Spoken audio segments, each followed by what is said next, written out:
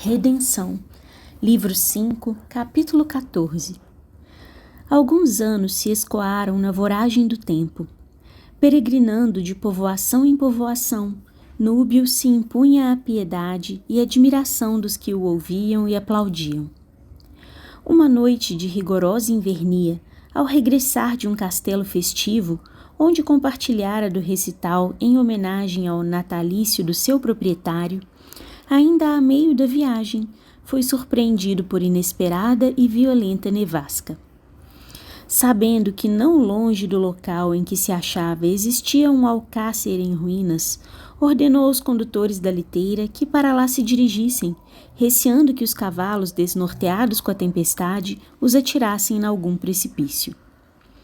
Frouxamente alumiados pela lanterna retirada do veículo, dirigiam-se ao aludido castelo, meio arruinado ao tempo da primeira revolução, e que ainda tinha alguns compartimentos intactos, quando os animais, fustigados pela procela, enceguecidos e desorientados, caíram numa depressão do terreno, ou, antes, num fosso divisório do alcácer, tombando todos ao solo.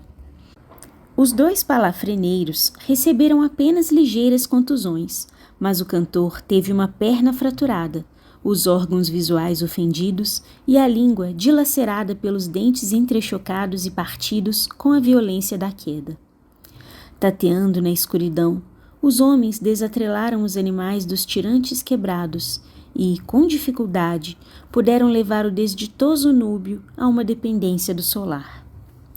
Mergulhados em sombras, ouvindo o zunir das rajadas que se desencadeavam como alcateias de lobos famintos ao uivarem desesperadamente em busca de alguma presa, os míseros acidentados, transidos de pavor, ansiavam pelo dealbar da aurora. A chuva, porém, continuava ininterrupta. Um dos guias, ao amanhecer, encontrando apenas um animal, pois o outro debandara espavorido, matou-o e foi em demanda de socorro para o ferido. Decorreram horas penosíssimas para Núbio e seu desvelado servo, Fábio, que apenas pôde dar-lhe água colhida numa folha de leguminosa encontrada nos escombros do solar, onde existira o pomar. Quando chegaram os recursos de que necessitavam para prosseguir viagem, o médico, ao examinar o ferido, disse apreensivo: "É mister outro profissional para coadjuvar-me nos curativos que deveriam ter antecedido a inflamação dos tecidos. Aliás, as lesões são graves."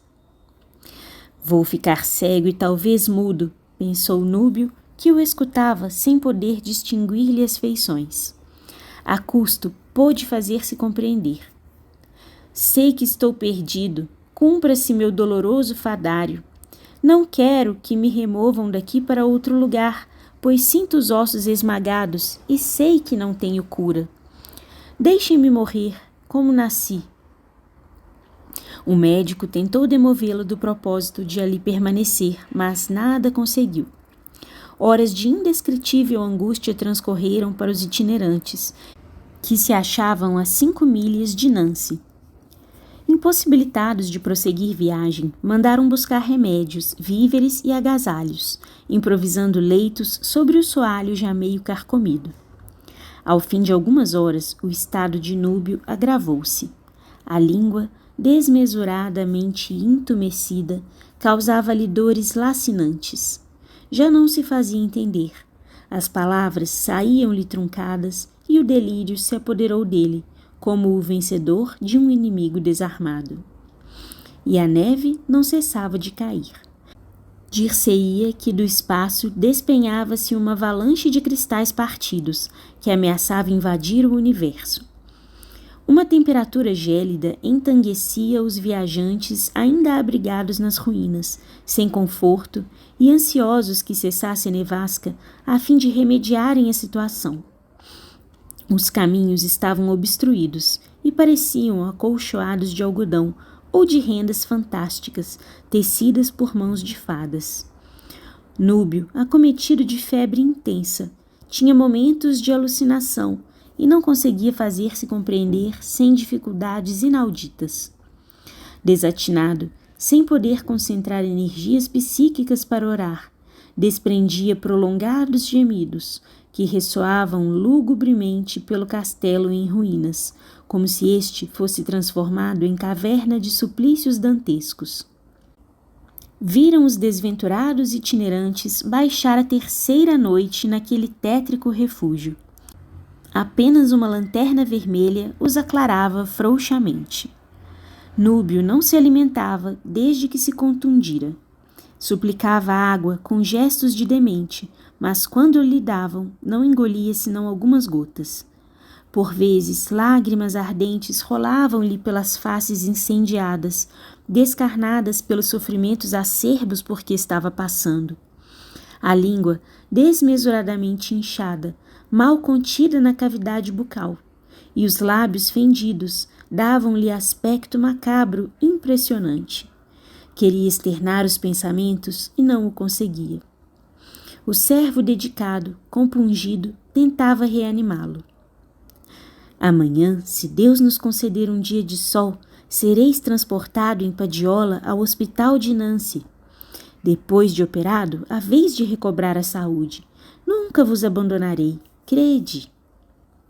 Núbio, que o ouvia, reconhecida e dolorosamente, com um gemido meneou a cabeça como se desejasse dizer: para que viver cego e ainda mais desventurado?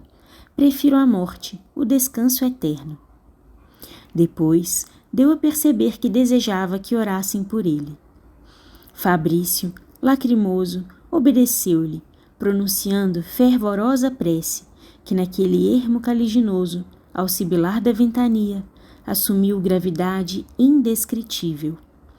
Núbio acompanhava a prece mentalmente, e quando ela terminou, mostrou-se mais calmo. Desde a véspera, começara a perceber inúmeros fenômenos psíquicos. Não mais vislumbrava o local em que se achava. Parecia-lhe que aquelas ruínas se povoavam. Havia vultos embuçados em longas calamidades, militares de aspecto majestoso, fisionomias patibulares, mulheres de aspecto hediondo, qual a desventurada genitora. E ouvia gritos, lamentos, soluços, risos, entrechocar de armas brancas, crepitar de fuzilaria. Certa feita ouviu alguém que lhe dizia com escárnio: eis os derradeiros instantes de um tirano. Por que tirano? Respondeu, não com os lábios, mas com a alma, e pareceu-lhe ouvir a vibração dessas palavras ressoando estranhamente no seu íntimo. Não sou eu antes o filho da desventura, o ser mais desditoso e abandonado deste planeta? Estranha realeza a minha, por que escarneceis de minha infinita dor? Já te esqueceste de Dusmenil? Disse-lhe outra entidade com inenarrável compaixão e tristeza, penetrando-lhe n'alma estas palavras como inefável bálsamo, embora revelassem um tom repreensivo e magoado. Gastão Dusmenil? Interpelou num dialeto gutural e incompreensível para os dois criados que velavam. Por que tardastes tanto, amado protetor? Compadecei-vos de mim, querido pai. Orai pelo mais desgraçado dos mortais, pois já não consigo fazê-lo. Vede o meu estado e quanto padeço. Não me abandoneis, bom amigo. Dir-se-ia que, daquelas ruínas lúgubres, onde medravam nóctulos e mochos, fora expulsa subitamente a falange agressiva dos espectros que o atormentavam. Núbio, que desde a queda que o vitimara, tinha a vista nublada por sanguinolento nevoeiro, lobrigou então tenuíssima claridade, como se à borrasca sucedesse um plenilúnio dourado, que não saberia dizer se estava nele ou no exterior. Pareceu-lhe que tangiam em sordina um saltério encantado. Ouviu arpejos de um hino sacro e recolheu em êxtase estas consoladoras expressões de afeto. Núbio, querido, irmão em Jesus, esquece os padecimentos psíquicos, libra-te às regiões serenas da paz eterna. Já começaste a vislumbrar o lume que impera nas paisagens siderais. Não estás abandonado como pensas, mas protegido por amigos desvelados que, não podendo impedir a execução das penas dolorosas para resgate de crimes tenebrosos, desde que nasceste te amparam, inspiram, seguem teus passos como arcanjos tutelares, norteiam tua alma para Deus. Dos Menil e outros dedicados invisíveis estão aqui e oram por ti, para que lenidos sejam os teus padecimentos. Vamos, irmão querido, saturar nossas almas de eflúvios divinos, fazendo-as vibrar em uníssono com as harmonias que escutas, preces sonoras, misto de sol e aroma, que as entidades siderais dirigem à majestade suprema, ora trazidas a este ambiente sombrio nas ondas etéreas, só perceptíveis pelos espíritos já acendrados nos embates heróicos contra o mal, pois adquirem faculdades mágicas de sensibilidade ilimitada. Ouve e repete em pensamento: Senhor, incomparável soberano de todos os impérios maravilhosos do universo, os quais, sendo incontáveis, vós os tendes como que encerrados em vosso coração augusto e resplandecente, fazendo-o palpitar, pulsar como outros tantos alados corações de luz, fragmentos do vosso, metamorfoseados em mariposas de diamantes, esmeraldas e topázios, bailando graciosamente, formando curvas ou parábolas indescritíveis, sem jamais se confundirem as asas, para assombro de todos os matemáticos do cosmos. Pai e monarca de todos os seres criados por vós, que repartis com os filhos e vassalos todos os vossos reinos e domínios portentosos, acolhei benevolamente a rogativa que ora fazem vossos humildes súditos em benefício da transviada ovelha que voltou ao vosso aprisco, que remiu com lágrimas, abnegações, virtudes, austeros deveres, os delitos de um passado poluto.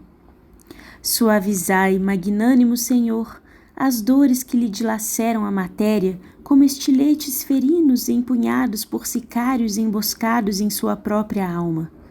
Compadecei-vos dos seus padecimentos físicos e morais, que, no entanto, são caudais cristalinos que lhe depuram e divinizam o espírito verdugo de fim dos avatares. Ele já não é o tirano crudelíssimo de outrora, pois a sua atual existência de ascetismo, abnegação e virtude, isenta de crimes e degradações, adquiriu grande ascendente espiritual e não mais se machucou na prática do mal. Combateu sentimentos condenáveis, conquistou o mérito real. Dos escombros do passado, sua alma emerge como alabastro nevado, flutuando num lago de águas pútridas e negras. Acolhei-a benignamente, Senhor, após as refregas do dever e do sacrifício, qual andorinha de luz que foge à rispidez das invernias polares. Houve um interregno, uma fermata inesperada na alocução do bondoso Consolador, que o moribundo julgou durar séculos. Já não eram excruciantes as suas dores, anestesiadas por um refrigério ameníssimo. O espírito começou a exteriorizar-se da matéria álgida, sentindo que se ia desaderindo do organismo físico, qual de gélido casulo, o bombix mori, bicho da seda. E, ouvindo longe a vibração de um vocábulo incomparável, Deus, que parecia encher de harmonia o universo todo, tentou reproduzi-lo ainda com a boca tumefacta e imobilizada por todo sempre, mas não o conseguiu senão subjetivamente, porque a matéria de que se compunha não era mais acionada pelo propulsor que se forma de uma fagulha divina, e esta já flutuava no ambiente, ligada ao corpo tangível por derradeiros liames fluídicos, a inebriar-se dos acordes de uma orquestra em sordina, melodia ou reverie, devaneio indescritível, que o levou a desejar conhecer os Paganini siderais, que a executaram magistralmente, talvez em alguma catedral de esmeraldas rutilantes, engalanada de açucenas luminosas. Suas pálpebras já se não descerravam, por maior esforço que fizesse, parecendo que o sofrimento as ligara eternamente com atilhos de bronze. Perdera a consciência do local em que se achava. Fora, a neve bailava no ar como falenas diamantinas ou taças de cristal esfaceladas num festim de rajas ébrios ou enlouquecidos que desejassem arremessá-las ao infinito. Começou a desvendar arrebóis de ouro e eloendros, mais belos que os imaginados em momentos de fantasia, plenos de suavidade e primores. Divisou novamente seres imateriais, airosos, de túnicas diáfanas, em atitudes de prece, frontes aureoladas por diademas de pérolas radiosas. Entre eles reconheceu, com inexprimível júbilo, Dusmenil, aformoseado, rosto grave e luminoso, encaminhando-se para ele de braços abertos, como se o convidasse a cindirem juntos a amplidão cerúlea.